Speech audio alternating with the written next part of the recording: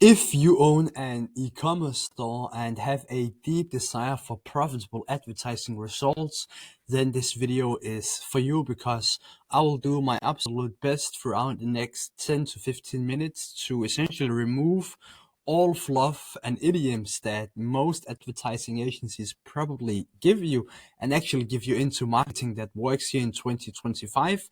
And I'm going to do that on behalf of the experience that I have working with brands such as Flisebergsen, which is a Danish client of mine, Kuffert & Kø-handsker, another Danish client of mine, or even some of these thriving stores that I have been fortunate enough to essentially help grow faster in 2024, but also here in 2025. Now, before we essentially start developing a strategy for your brand and before you start diving into your ads manager, it is really essential and crucial that you take a step back. And the reason for that is because you first off need to create an annual calendar for your brand instead of just trying to evenly spread your advertising budget throughout the 12 months that is in a year. And the reason for that is because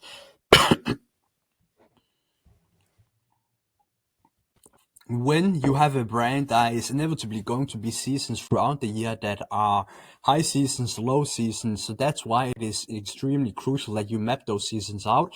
And that's obviously besides Q4 in general. So it could, as an example, be that for your brand that Valentine's, Mother's Day, and Father's Day, besides Q4, are the best season of the year.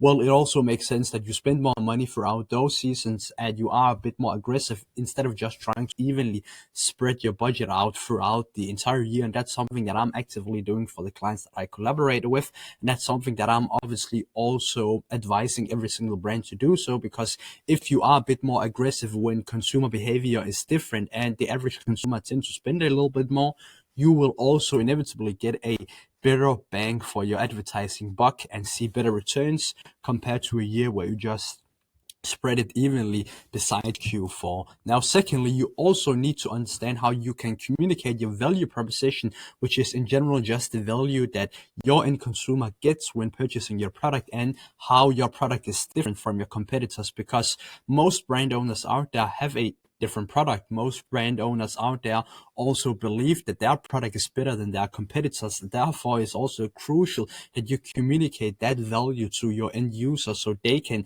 see for themselves and they have the perceived value of, hey, if we actually place an order at this brand, we are going to get a better ROI for our money than placing an order of or buy this brand, so we will essentially buy from here. Now, it is extremely crucial because nowadays e-commerce is incredibly sophisticated, which pretty much means that there are tons of brands pretty much in any industry pushing relatively same offers, which means that the average consumer gets really skeptical quite easily. So that's why it is extremely crucial that you have a clear guide for how you actually communicate your brand and your value proposition. Now, with that, you also need to develop a code-friendly offer, and that is especially important if you, again, are in a sophisticated marketplace. And what I mean by that is if you are selling a good that is if you are selling, let's say, clothing, well, clothing is an industry where the average consumer is going to be really, really skeptical because that average consumer have been pushed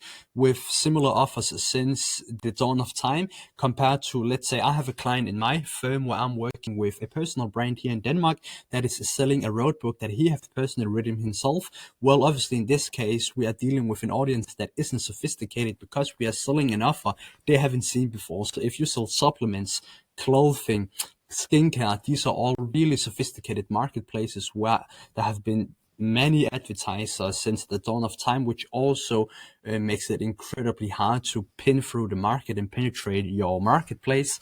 That's why you need to have a code-friendly offer that can help you differentiate yourself from your competitors. And I actually have a video where I break down how you can build such a code-friendly offer. It's a video that I have actively on my YouTube channel as of right now, and it's called The Unfair Advantage, that help you scale via paid advertising. And it actually breaks down how you can build a code-friendly offer, my entire SOP, and you can take and duplicate for your brand, so you have an offer that is more appealing to cold traffic and also give you a differentiator from your competitors, especially if you are in a sophisticated marketplace.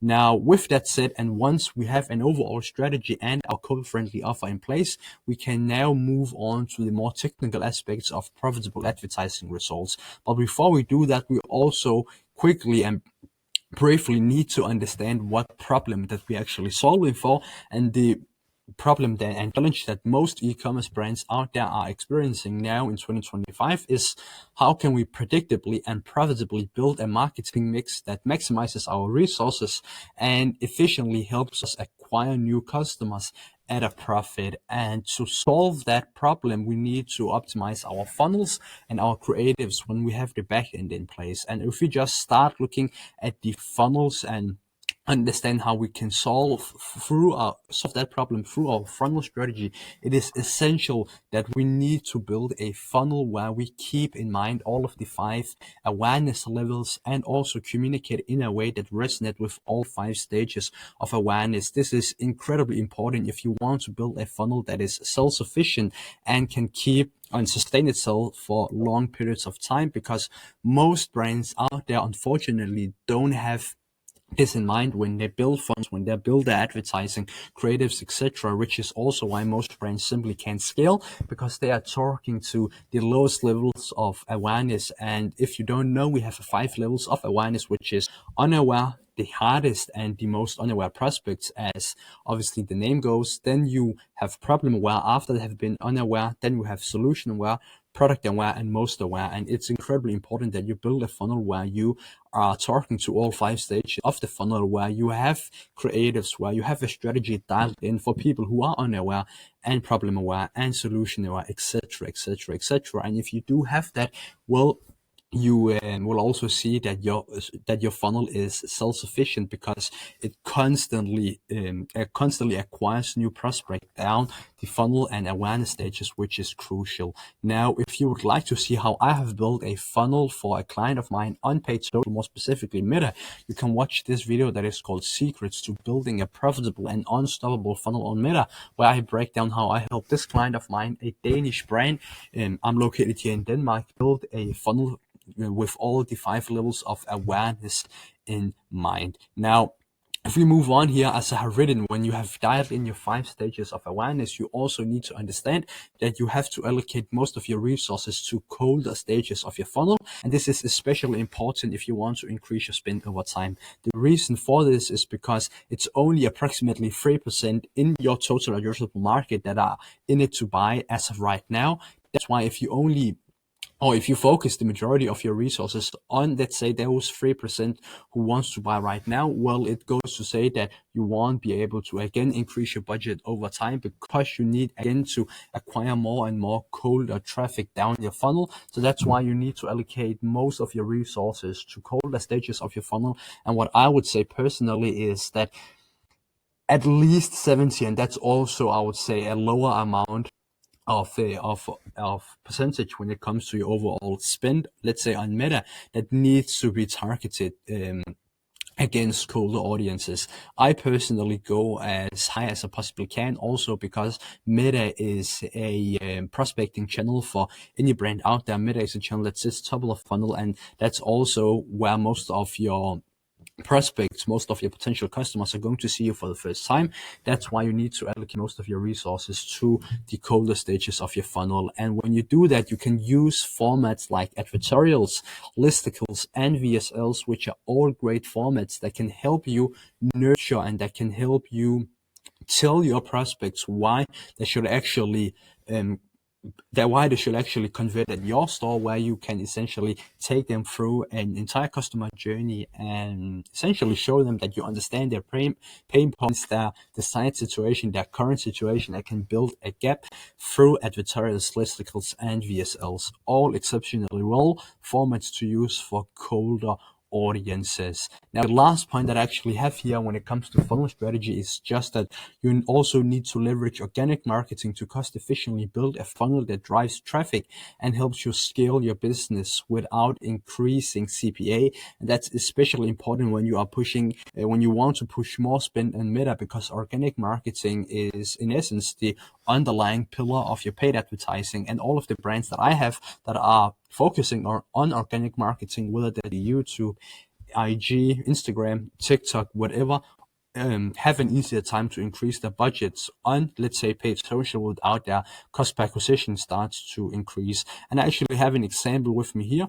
This brand is called Cover Hans, and it's owned by a Danish person called Henrik Drebold, a client of mine, and he is essentially posting on YouTube every single week, just going over the things that he loves to talk about, which is in general just cars. He also have a e-commerce store on the back end where he's selling his own road book.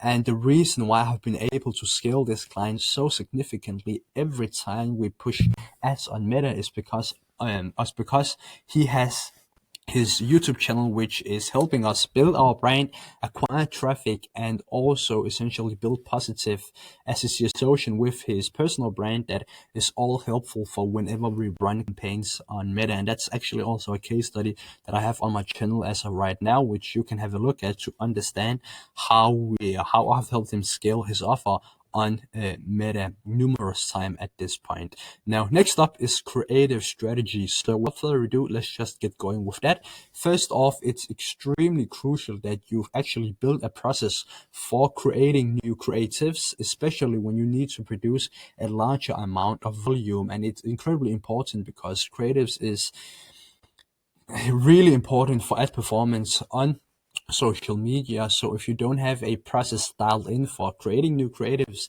it's going to be a process that is going to take way too much time compared to what it could be. So it's incredibly important that you build your process out from research to script writing to sourcing to editing and then launching. If you would like to see my internal process for creating new creatives for my clients, feel free to reach out or just leave a comment in the comment section. I can essentially go over my internal process in another video.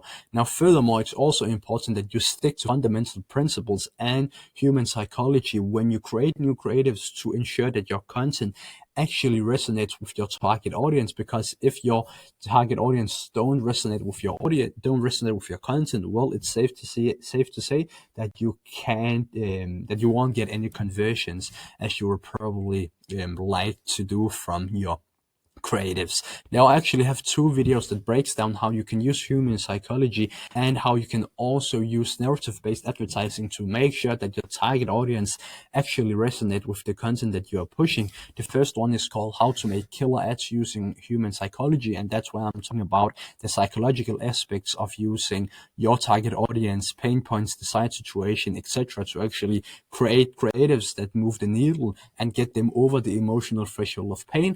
And secondly, narrative-based advertising is just a video where I break down how you can resonate with the same wavelength that your target audience is vibrating on to make sure that you actually resonate with the target audience. And with that said, the next point is diversity. Creative diversity is incredibly important for advertising performance. And if you don't have any diversity in your ad account, you are making your job as an advertiser unnecessarily hard. And just to give you a few examples here, you can see that I've just chosen 5 random ads that I've made for clients of mine, where you can see the first one is a catalog, second one is an influencer slash static, you could almost call it. The third one is a pure static testimonial slash value driven static with our value proposition. Third one is a founder-led video, then a static ad, and then a founder-led video again. And the reason why it's so incredibly important to have diversity is because some people like to consume content through, let's say, images. That is where static ads is incredibly important. And some people like to consume content through, let's say, videos, and that is where, let's say, UGC is incredibly important. So you need to have creative diversity in your ad account to make sure that you resonate with a larger percentage of your total addressable market. And the second to last point, I believe, or maybe the last point, is in creative strategy is that you have to analyze, iterate, and improve your hit rate over time. So you actually spend fewer resources on testing as you progress, which is incredibly important because shockingly, most advertisers and most brands don't even have a clear understanding of what their hit rate is. And if you don't essentially track that, you won't know how well you are at actually creating new creatives from scratch. And the reason why it's so important is because you have to leverage the data that you actually get from your ad account to make sure that you get better over time. And when you do get better over time, you will also notice that you spend fewer resources on testing and have a higher percentage of creatives in your ad account that actually are profitable ads, which means that you as a brand will take home more profits. And it's incredibly important if you do run ads for a long period of time, and you will essentially notice that when your hit rate goes up, that you obviously have a lot more of a healthier ad count and also take home a lot more profits, especially if you kind of look at it from a perspective of 12 months, 24 months, or even 5 years, as long as that might sound for some people. So it's incredibly important that you have some kind of system. This is my sheet. It is incredibly simple, which is how I have intended to essentially make it. If you want a copy of that, feel free to reach out and I would love to send you one. And yeah, that was actually the last point of this brief video, going over a framework that I have built to profitably generate results for the brands that I collaborate with. If you follow the framework above and actually take action, I'm really confident that you will go from a small amount of profits to a larger amount of profits in your e-commerce store. And that's actually all from now. If you have any feedback, please leave it down in the comment section. And with that said, I hope that you learned something new and see you in the next video. That's it. Take care. Bye.